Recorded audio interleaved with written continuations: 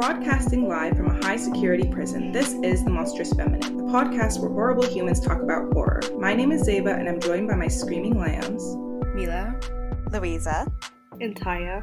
In this episode, we're continuing our cannibalism horror theme and talking about the multiple Academy Award-winning 1991 thriller, The Silence of the Lambs, directed by Jonathan Demme. Before we get into the film, go ahead and follow us on Spotify, YouTube, or the Apple Podcast app. You can find all of our links on our Instagram at The Monstrous Feminine Podcast.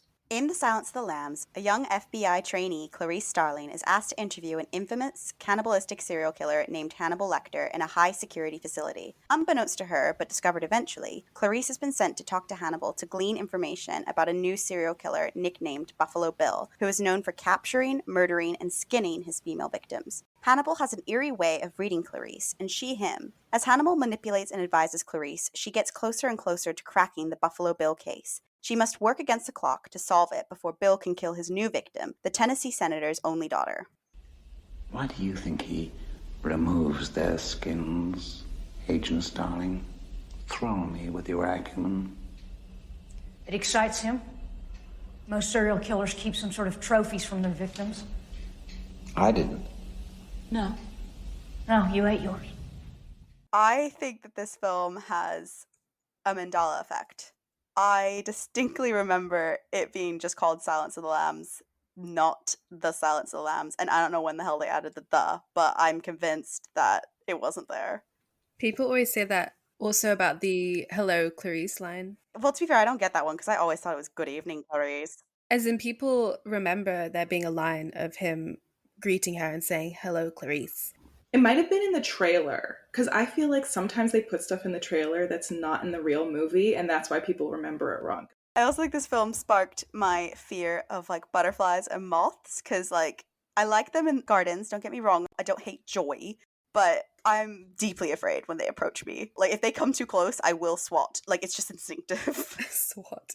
And I think it might be down to this film, because it makes such a horror out of insects and moths and stuff. I feel like they're not the worst part of this film, though. Yeah, it's definitely anything having to do with skin, skinning, open skin, skin off of things. You're correct. Maybe I focus on the wrong thing. The Monstrous Feminine is on Twitter, so please tweet us. If you do engage with our content, you might just get a shout out in our next episode as our Witch of the Week.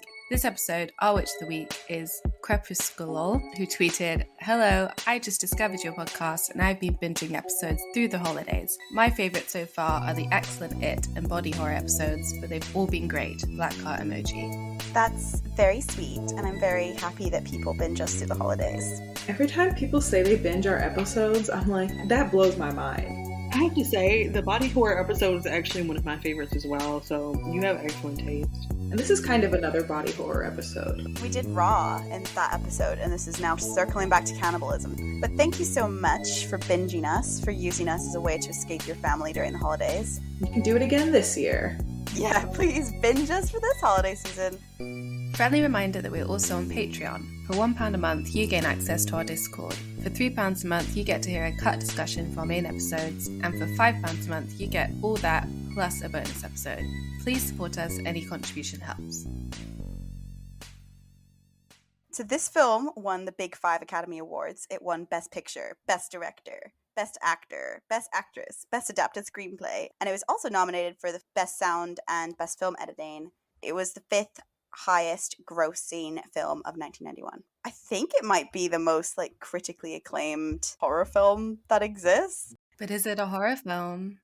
I think it's a horror film. I'll have none of this snobbery. I think it is. If we didn't see any gore, I would be like, it's a thriller. But that we see quite a bit, not quite a bit, but it's just because it's restrained, I feel like doesn't mean it's not a horror. I feel like especially the scenes with Hannibal locked up and kind of knowing that he could get you at any point. It is thrillery if we never saw it, if it was just implied. I think it's just for the categorization of the Academy, because they would not give a horror movie all the awards that it got. I'm projecting because I have a bone to pick with people snubbing, not considering anything that could be a horror for the like awards. Like, for example, according to IMDb, Fangoria magazine was declined the chance to cover this movie because Orion Pictures and the filmmakers felt that the magazine's focus on the horror genre would stigmatize its award season chances. I mean, they are correct. That would ruin their chances. Do you not want to read out all these accolades? I want to read the accolades. I think Hannibal is a delicious villain. One of my favorites. Like, we also talk about the Babadook, but I think Hannibal's up there. Another queer-coded villain. And I only mean that because of his iconic one-liner, "Love your suit." It's the like delayed satisfaction of it where he's like, and one more thing. Love your suit. He does have a little like camp delivery with these things. I think there is a fine line between camp and posh Englishman. I will give you that, but for the purposes of him, if I were to say he's a straight man who is sexually attracted to women, it completely changes my reading of his interactions with Clarice. He's not attracted to women. He's not attracted to Clarice. I think if he was, I would view him as a lot less rational person. I think he is. I mean, he's insane, of course. He's a cannibal. But I think he's got his mind's all together, right? Like, he might lie and he might mislead people, but his inner world is not that of a person who doesn't have all their facilities, who doesn't know what's going on, or is like just doing shit to do shit. He's so calculated and so calm that to me, I'm like, he cannot be that together and have any kind of sexual attraction towards anybody. That side of distraction. What do you mean that we're all just horny and crazy? I'm saying that, like, for the FBI to believe that all they had to do was send a woman down there and that would break him and, like, cause him to help everybody all of a sudden, and that they're like, oh, he hasn't seen a woman in 8 years. Right. He doesn't care. He doesn't care he hasn't seen a woman in 8 years. You're comparing him to other men or yourself, but he is queer-coded in that way. That he knows what a fine Chianti in a nice suit is just the cherry on top. Stop. Wait, do you read him as like asexual then? Yes. If it was a movie where gender was not a factor, I would be like, yeah, he's asexual and it doesn't matter. But in this case, it matters because they tried to use a woman as a tool. He's not sexually attracted to Clarice in the way that people expected him to be, is more an indicator of their own sexism, their own objectification of women, because they're looking at Clarice, who's dressed down. Like, yeah, she's got a little bit of makeup on, but she's certainly not like showing off the goods. This was the 90s, so honestly, we're very lucky that we didn't get her in like a skin-tight dress and heels with like a fierce blowout. It was part of her character, like, lesbian or not, she was just a woman surrounded by men all the time. So, lesbian or not. Why'd she say it like She's that? getting unwanted advances we see throughout the movie all the time, so I felt like even Hannibal knows why she was sent there and maybe finds it even a little bit funny that they're like, oh, you thought a woman would change things? And he's using that to his own end. But I thought that it was more like an inversion of like the men that she works with also being more of a danger to her than the actual serial killer who was actually promised not to hurt her. That's interesting. I'm just kind of chewing on that point. Because I do agree with you that like Hannibal would like intellectualize something as like, he would view it as like rudimentary. As she says, he would view it as rude if he were to come after her and kill her or like do anything to her. That's what Clarice says. I think he views himself as like intellectually above sexual attraction, but I don't necessarily know if he quite escapes it. I do think there is a little bit of like a perversion to some of the stuff. He does harass her. He like asked if she was abused and like wanted to know intimate details of her life in that way. But I think that's more like a psychological warfare than sexual perversion. I think his perversion comes in eating people. Probably. He mentions like, oh, are you and Crawford like fucking? When he's talking to the mum of the state senator about her missing daughter, he says like, do your nipples get hard like because you miss her when she's in pain or something? He says something like, don't you feel eyes moving over your body, Clarice? I'm not sure what, I can't quite pin down like what I think his if he has any psychosexual motivations. I thought the mother point was a bit interesting, a little bit of like a Freudian thing inevitably whenever you're like discussing that kind of stuff. But I do think you're right in that like now that you're saying that, it might be like you said, Mila, psychological warfare, or like you said, Zeba, where he knows that she's overly sexualized. He knows that they've sent her in because they themselves sexualize her, and he's just like getting in her head by playing on that. So maybe that is useful, because I didn't view him as entirely like devoid of sexual impulses necessarily, but I do think now that I'm thinking about it, I'm more convinced by like the intellectualizing asexual reading of Hannibal. But he also like likes people to be afraid of him. He likes to intimidate people, and when he's locked up, that's one of the only ways that he can do it, at least to women, is to make them feel like sexually uncomfortable. So I don't think it's like for his own pleasure. It's just like, how can I intimidate you in a situation where like sometimes he's literally in a straitjacket. He's literally, all he can do is use his words, so he uses his words to incite fear in women or anybody else, really. But also enacts power in the only way he can. Or he's behaving how he might think that a psycho might, like performing the role. Like maybe that's what he's doing with the mother. Clarice even says, like, he says something inappropriate to her, and she's like, oh, that's what the guy who, like, throws his cum at her would say, to make him feel like lesser than. Like, he does not view himself as the same echelon as the other killers in that row. He's like more intelligent. He wouldn't succumb to his baser impulses the way that they do. Like, his crime is, you know, like you said, intelligent. He manipulates people, and that is how he gets away with things. Why he eats people, I don't know. I don't think the compelling part of this film is why he eats people, but I think it is very true to how he is presented as someone entirely in control of his situation. And I feel like maybe where he might lack any sort of like psychosexual motivations in a very overt sense to make advances on women or men, I feel like consuming flesh in itself is something that could be aligned with something very psychosexual, like an act of sexual power. Honestly, I'm just glad that we have him as a cannibal so that we have the iconic line being, I do wish we could chat longer, but I'm having an old friend for dinner. Reason enough. I mean, it is kind of classy that he doesn't, I mean, sometimes he'll just like literally eat your face off, but it's kind of classy. He like seasons it up. He makes it a roast dinner with it. In the TV series, they do like make it like such culinary skill. Like, so it is a kind of like bougie way. In fact, in a lot of cannibal horror, I feel like they always talk about like ways you can prepare the meat, and it's always like really high art, highbrow. I guess I'm just wondering, like, and Clarice even asked him this, like, why have you not analyzed yourself, like, to Hannibal? She's like, you do such a good job of creating these profiles of everybody else and how their childhood affects X, Y, and Z, and you never turn that inwards and self-pathologize in any way. And then we also, as the audience, don't get the satisfaction of, at least in this movie, knowing why he is the way that he is, because if he's not going to diagnose himself, nobody is smarter than him to be able to do it. Yeah, I feel like they try to generate a lot of the horror from, in a sense, by not having an origin story. It's this sort of like inescapable, unpredictable evil and psychopathy. And he's so powerful. He can escape, like he's like Houdini. He can get out of chains and with just a pen, and he can use his words to convince you to let him go. Or like it makes him seem all powerful. Like you never know what he's capable of, and it's almost assumed that if he isn't killing you or if bad stuff isn't happening, it's because it's his choice. Yeah, I feel like also it's just so disturbing how it's almost quite a funny characterization that he's this like refined, polished gentleman who's also like a very renowned psychiatrist. It just almost seems like, oh, and by the way, he's a cannibal. It's such like a secondary trait of his in the way they present it. His ability to remain, like you said, Zeba, like somewhat in control of his faculties. He's still a lead authority on diagnosing people exactly like him, which is a really cool setup in itself.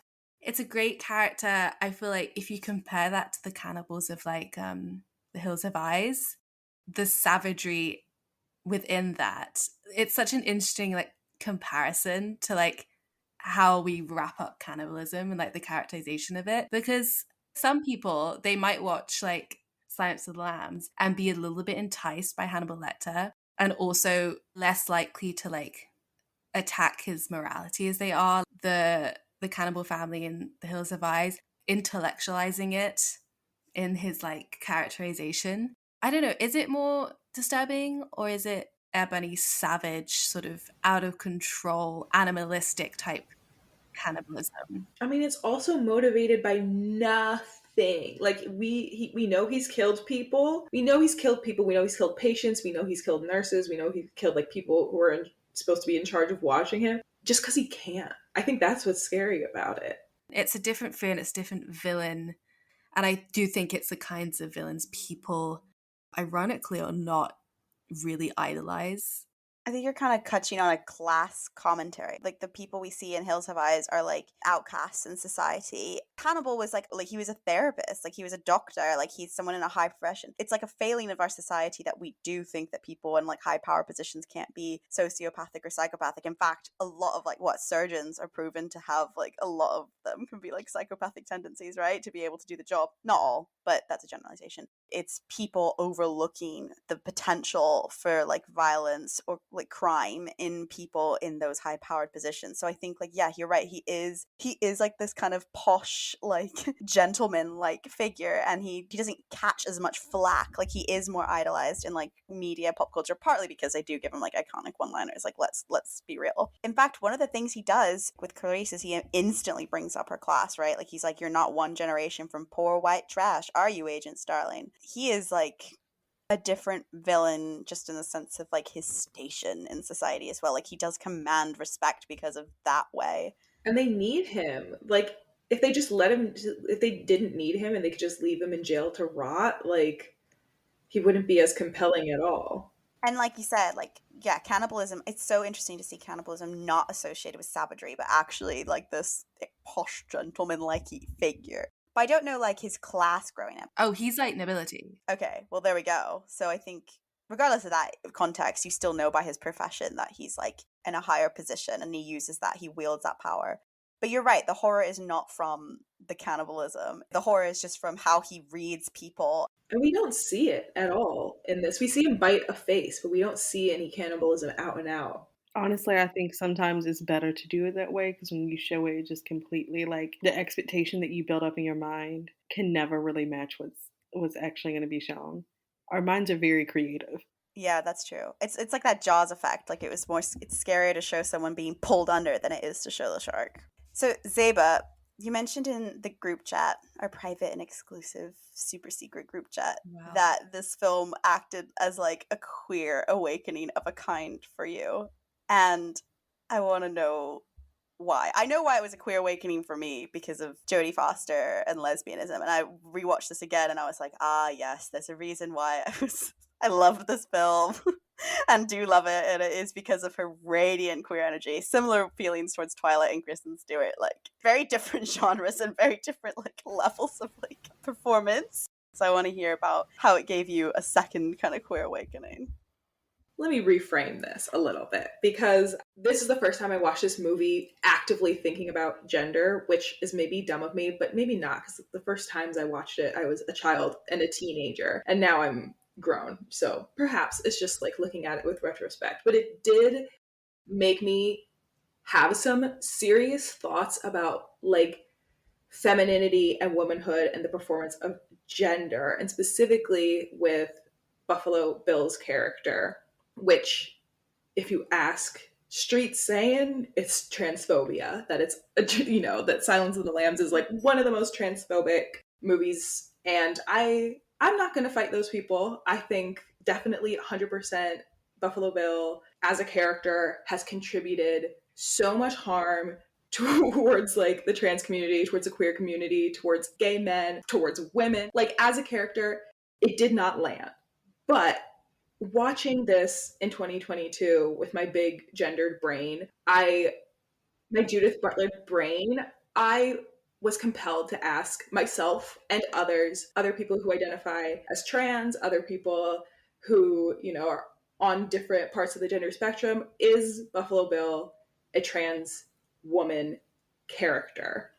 And almost resoundingly, everybody was like, maybe genderqueer, or maybe nowadays would be a non-binary character. That's also the conclusion I came to watching it this go around. But when I'm analyzing this, and I'm going to use all pronouns for Bill as I find appropriate in different cases, because the movie is also asking us to view that character as not a trans woman, because Hannibal Lecter is considered the authority, although albeit an unreliable character. Hannibal has diagnosed Bill as not trans, but having some sort of other pathology that has to do with wanting to transform, but not necessarily like identifying as a woman. And I think that a lot of people's beef with the movie is that the character of Buffalo Bill went to multiple doctors claiming to be a trans woman and was denied gender affirming surgery, and that is the thing that caused them to start killing women and taking their skin and basically being like, if I cannot get a gender affirming surgery, then I will become a woman by whatever means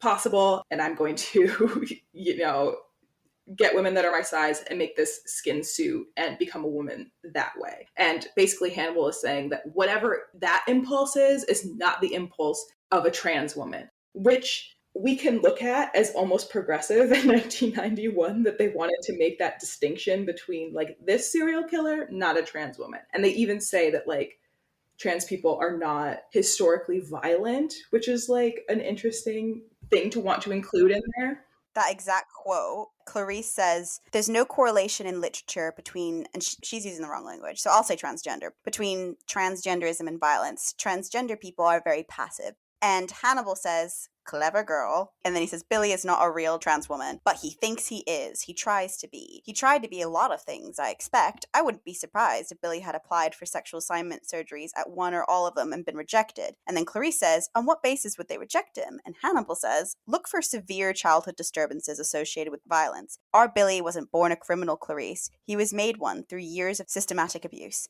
Billy hates his own identity, you see, and he thinks that makes him a transgender woman. But his pathology is 1,000 times more savage and more terrifying. Like I said, they use an outdated term. I don't even know if I have like beef with that diagnosis, but I think what the movie is trying to suggest, and then like within the movie, the like medical community that is denying this surgery is suggesting, is that these doctors are not going to give a surgery to a person who is insane. And being insane is separate from being trans, and that those things are distinct. And so this is not transphobic because this is not a trans character. That being said, the character in the interpretation of the movie is a gay man, perhaps is a man who hates women, because that's a theme throughout the movie, is how much it sucks to be a woman, who would want to be a woman. And that leads to perhaps the pathology of like, you would be insane to want to be a woman. And so what he is suffering from is an insanity of self-hatred. And they're also trying to make the point that like, trans people don't necessarily hate themselves. So he cannot go up to a doctor and say, I hate who I am, I hate myself, I must be a woman.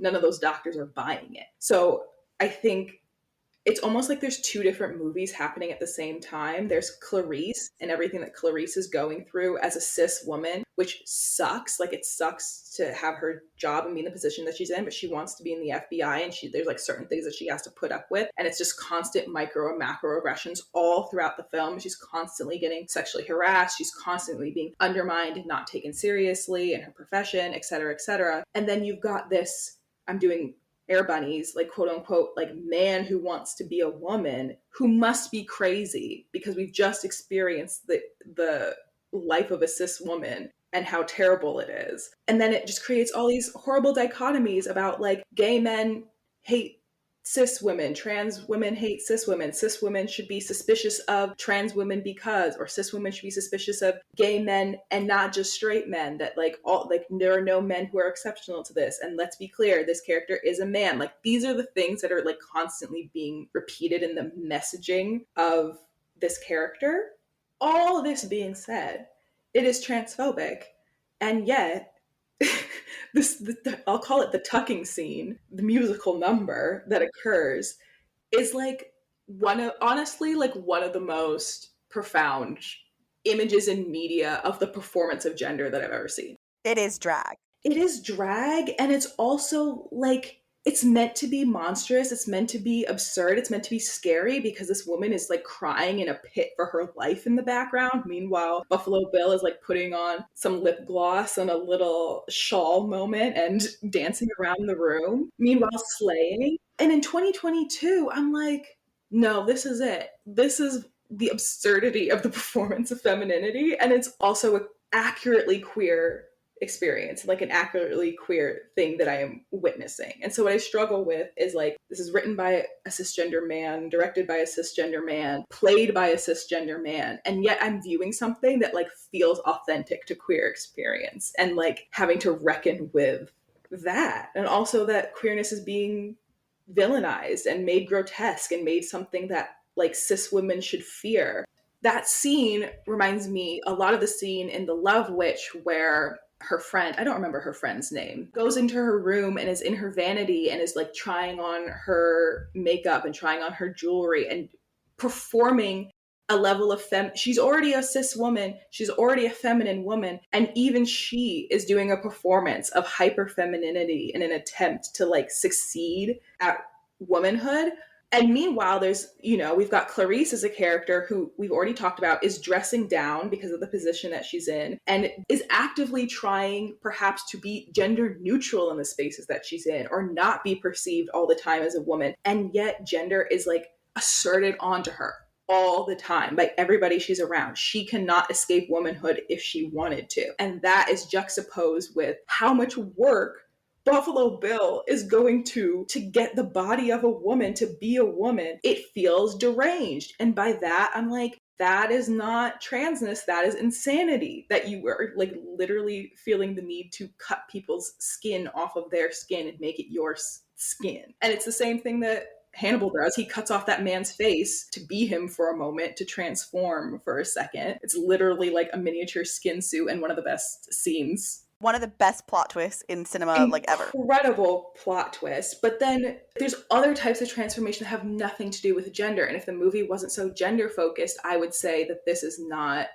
a trans character at all. This is somebody who's fixated with transformation, the transformation of insects, the transformation of animals, the transformation of themselves into literally anything else. Like in this case, it's a woman, but Hannibal's arguing it's just about transformation. But then, like, how can we talk about transformation and look at such a clearly queer character and not assume them to be trans?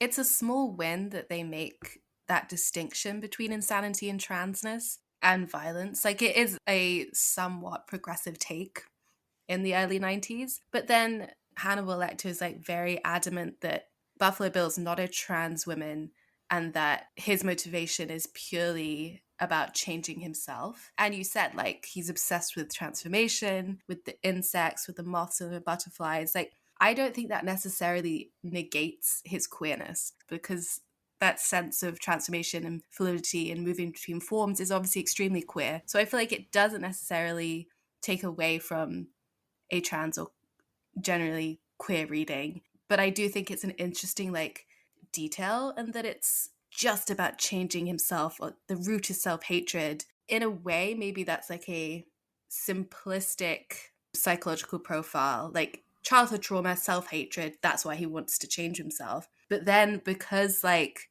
the whole performative nature of his character, he literally sachets away from her when she pulls out the gun in the house, like in that initial confrontation happens, literally throws his arms away and like shuffles. It's uncomfortable, like recognizing so many of the potentially authentic queer experiences within that character in this film, knowing it's not the intention of the filmmaker, but it's also like damaging. That's the case of so many films that deal with these issues. I feel like there's always going to be overlap between something that is represented in a monstrous way and whether it rings true for those audiences. I may feel the way about Buffalo Bill the way that some Black men feel about Candyman. In that, like, I recognize that you have made a villain out of, like, the thing that I identify with, and yet that villain is giving. Speaking to what we were saying about femininity, I think going after the senator's daughter is like adds like a layer of class to it, like going after someone who's so high profile, so wealthy, has all these layers of protection from a parent that we later learn that they didn't have, because they did come from an abusive background. They have a parent who's willing to go above and beyond to ensure their safety. She's wealthy, conventionally attractive. Like, men don't necessarily want those things from women. Men typically, when they want things from women, they take them. But women are much more insidious when we want things for other women. Like, we'll psychologically undermine them or be like secretly jealous from the shadows, or in this case, literally put on their skin to be them. And I think that scene where Hannibal is like taking on the other person's face is such a fool to this one, because him putting on like another man's face and the killer wanting to make a suit out of women's skin is like a parallel that I think makes the character more explicitly aligning with being trans. Because when Hannibal does it, there's no sense that it would be queer at all. So there is a distinctive difference between when Hannibal does it and when Bill does it. So I think in that way they kind of like shoot themselves in the foot, because I think they don't really want to accept the character from that lens. I think when you make something, sometimes you have like a very specific vision in your mind of how everyone is going to see it, and they don't see it that way. But that doesn't necessarily mean that all those interpretations are invalid. It just means like there's a million ways to interpret something, and it's fine. Like, everyone's going to have a different read on something. When I saw this when I was much younger, like the first time I saw this when I was like 7 or 8, I didn't understand the movie. But when I saw this as a teenager at like a sleepover, I had a very different read of it. Tyia, what read would you get as an 8-year-old? First of all, I was a very smart 8-year-old. Like, this is a Butlerian breakdown of gender performance. I knew I liked Hannibal and Buffalo Bill even as a child. I remember watching it and being like, oh, hell yeah, this is entertainment. I'm picturing Tyia with like a monocle as like an 8-year-old. I was listening to a podcast episode, and it was a bloody disgusting podcast called Horror Queers with Joe Lipsett and Trace Thurman, and it was featuring a guest, Reina Cervantes. And they had like a really great discussion about like the transphobia and this transphobic legacy of this film, and some really interesting insights. And they kind of encapsulated like how I feel about it, which is like, this is one of my favorite films, but there is a kind of like guilt that I feel for it being there, because it is such the queer monstrosity, if not even for the transphobic element, which it is especially, but I also mean just in general, like, it's homophobic because Bill is said to have a relationship with a man and that they were lovers and it was a queer relationship. So like, in no way would this be like not queer monstrosity. I also think that like, whenever I'm looking at older media, there's just always some part of like the identity and the problems that like have to just be swallowed. You know what I mean? Like, either it's race or it's sexism, and in this case it's queerness, and specifically it's like transness. And I feel bad for enjoying the film as much as I do for like the other reasons that we can mention and have talked about and will talk about. As like on this podcast, the hosts were talking about, they were like, it's uncomfortable to enjoy it as a non-trans person because you have the privilege to have not been affected by like the cultural ripple that this caused for like trans people and like its problematic representation, and the fact that it was trans women have said, like, people have quoted Buffalo Bill like as a reason for like why they shouldn't be allowed to exist. So this was like damaging. And let's remember, as they discussed on this podcast, that this was an Academy Award winning film. Like, it was in the mainstream. This was some of folks' only access to like what transness would look like. And so it's horrible that this is like that transness features in it in such a negative way and like made monstrous, associated with mental illness and violence. Like, even if they have that like little disclaimer, which isn't really a disclaimer, it does not hold up under scrutiny at all, very flimsy. But even with that, like, the film is so confused in its depiction of transness because, as we've talked about, it's cisgender people, like original, like author, and then like people working on the film who are writing and saying like, oh, well, if we say it's not a trans character, then it's not a trans character. But like, that doesn't hold up because you've written such a queer, at the very least queer character. You know what I mean? Like, gender bending, trans woman, a gay man, either one of these things. Like, so according to IMDb, Ted Levine, in order to kind of get into character, even said that because Bill cross-dresses, they went to a few trans bars and interviewed like some patrons there. So like, there is like this obvious queerness to this performance. And Jonathan Demme, to be fair, to his credit, like, has tried to address it, unlike other directors. But yeah, and he basically said, and I quote him, Buffalo Bill's real name is James Gum, apparently, which I didn't know. But he said, well, James Gum isn't gay, and this is my directional failing in making The Silence of the Lambs, that I didn't find ways to emphasize the fact that Gum wasn't gay, but more importantly, that his whole thing is that Hector's profile on Gum was that he was someone who was terribly abused as a child, and as a result of the abuse he suffered as a child, had extreme self-loathing, and whose life had become a series of efforts not to be himself anymore.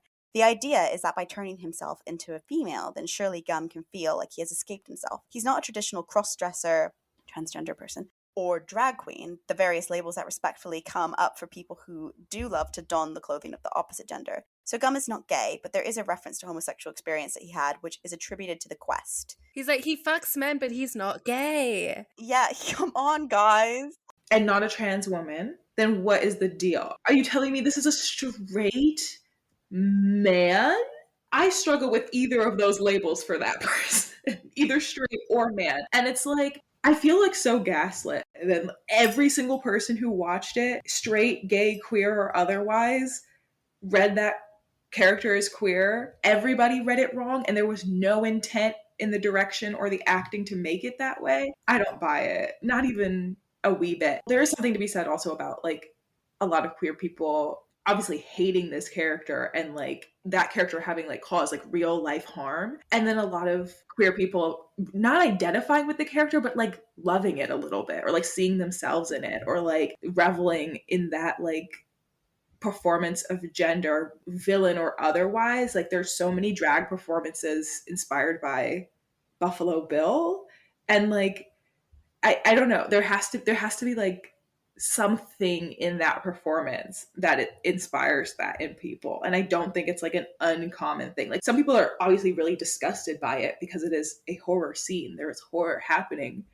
as all of this occurs. And the intent is to evoke fear. Mainstream conversations are about like, I'm not letting my child go to XYZ bathroom, and like obviously this is a man who wants to do X to women, or like all of that like extremely turfy discourse like comes from things like this. And I feel like that's undeniable. But I wonder how much of that has been like internalized also by the queer community as like, yeah, I'm seeing something monstrous, but is that inauthentic? Like I feel like a monster.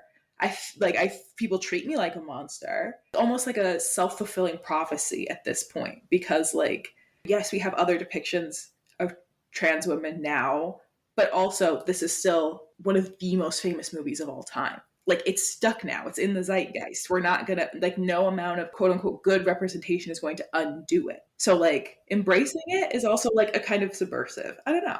I mean, I agree with you that like there were protests at the year that the Academy Awards, the year this was like on, from the LGBT plus community, mostly to do with the homosexual emphasis, because homophobia emphasis, not a transphobia emphasis, because, you know, the queer community is problematic and doesn't like to rally for trans people, and it likes to forget the T off of LGBT. Nevertheless, that does mean that like a massive amount of the queer community, even at the time, was like, this is gay. Jodie Foster was even outed, and like apparently I got that from this podcast I listened to that I mentioned before, Horror Queers, but apparently she was like outed as well by like several publications, which were like, aren't you like a closeted lesbian? Why would you allow this film to fly? Not that I think like queer people are responsible for like all the media, but yeah, so like it was definitely like known that this character is queer. And I do think that this is a similar situation that we had to Nightmare on Elm Street, where they're like, no, he's not gay, it's for X, Y, and Z. And it's like, okay, you're telling me that this character is not a gay man, not a trans woman, not a queer person, but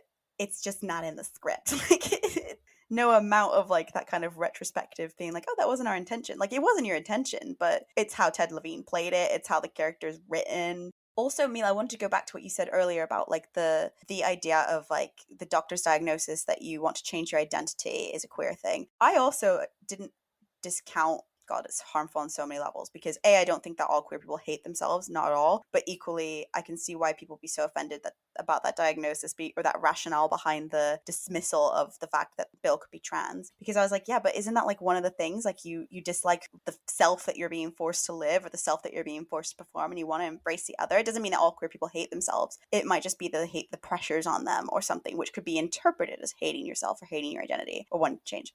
So I was like, yeah, that was crazy that was the basis for why their transness was denied and their gender affirming surgery was denied to them. I just wanted to circle back and make that point. But yeah, I think this film is certainly, you're right, Zeba, it's in the cultural zeitgeist. And my kind of position on these films where they do have horrendous elements is just kind of just to talk about them, really. Like, I can't undo the damage, and I still like the film for other things that it did well. Like it does cis feminism really well, but it sucks that it is trans misogynistic and transphobic. such a well done film otherwise. That's the thing about it, is it's like, I don't know if I can give it that, because at the core, it's a movie about womanhood, or like being a woman. And with that in mind, I'm like, if that's the thesis that you're presenting me, I'm not going to give you a pass. But if the thesis is just about like pathologies, and it's like a genuine psychological thriller in that way, and it's just supposed to like excite me and like surprise me and make me think a lot about these characters, just that it's a character study, great, excellent film, A+. But if you're telling me that like by the end I'm supposed to understand something new about being a woman, you have not passed at all. You made me have my queer eureka, so I'll give bonus points for that. Going back to, you quoted the director's reasoning for, like, Buffalo Bill's reason for wanting to change into a woman is like escaping himself, which feels distinctly cis male. The idea to him that becoming a woman is like becoming another fucking species. What are you transcending to another plane of existence? I kind of have a similar take to you, Zeba, where it's like it exists and it sucks, but like because it exists and it sucks and they can't really change it, I just expect better from current media. And to be fair, like the tucking and dancing scene is iconic, so I kind of agree in that way. I'm not giving it a pass because I don't identify as trans or non-binary, but I think it's like a situation where so much in queer history we've had to like accept like the queer monstrosity of a situation or of a media, and this is just like one of those instances. And like so much of horror is made out of gender, like right down to Psycho, and I think this film was almost kind of worse because it didn't link it to a Freudian situation, if that makes sense. Like, damn, y'all didn't even try to make it his mom's fault. There's not really a psychosexual, like Freudian eatable reading of this, which is why this film, more so than other serial killer media, is so bad for transphobia. Because, like, not that those ones aren't bad. They are. However, I just mean, like, it's so obvious in those ones that it is a deranged man, whereas this is like, no, you gave us a seemingly pretty authentic trans woman, whether you intended to or not, and then you're, like, trying to say, like, so that's why I think this one stands out as, like, a particularly bad on that front. But that being said, like, I don't know, I think there are other elements in it that make me enjoy it, and I think it's just a matter of we talk about it and we talk about how we can do better and what it did wrong, and maybe if there's anything you can get out of it, like if we can, and then we move. Love your suit. Love yours.